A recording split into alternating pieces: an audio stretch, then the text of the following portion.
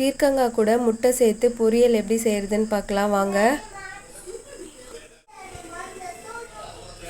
தேவையான அளவு எண்ணெய் ஊற்றிக்கலாம்.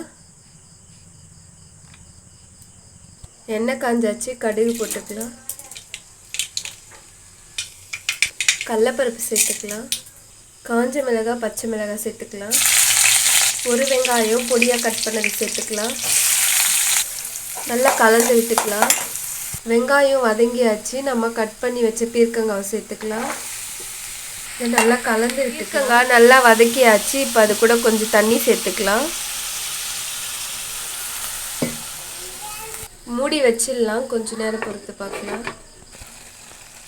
இப்போ கொஞ்சமாக சால்ட் சேர்த்துக்கலாம்.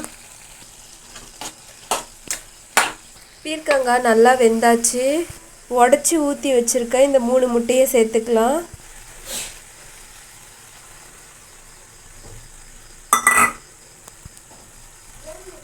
இப்போது இதை லைட்டாக நல்லா கலந்து விட்டுக்கலாம். ஃபஸ்ட்டு இந்த நடுவில் இருக்கிற முட்டை வேகட்டும், அதுக்கப்புறம் கலந்து விட்டுக்கலாம். நான் இந்த ஸ்டேஜில் உப்பு லைட்டாக சேர்க்குறேன். பீர்க்கங்காய் பொரியல் ரெடி ஆகிடுச்சு. இப்போ நம்ம ஸ்டவ் ஆஃப் பண்ணிடலாம். பீர்க்கங்காய் பொரியல் ரெடி ஆகிடுச்சு. நீங்களும் இதே போல் ட்ரை பண்ணுங்கள். குழந்தைங்க இந்த மாதிரி செஞ்சு கொடுத்தீங்கன்னா விரும்பி சாப்பிடுவாங்க.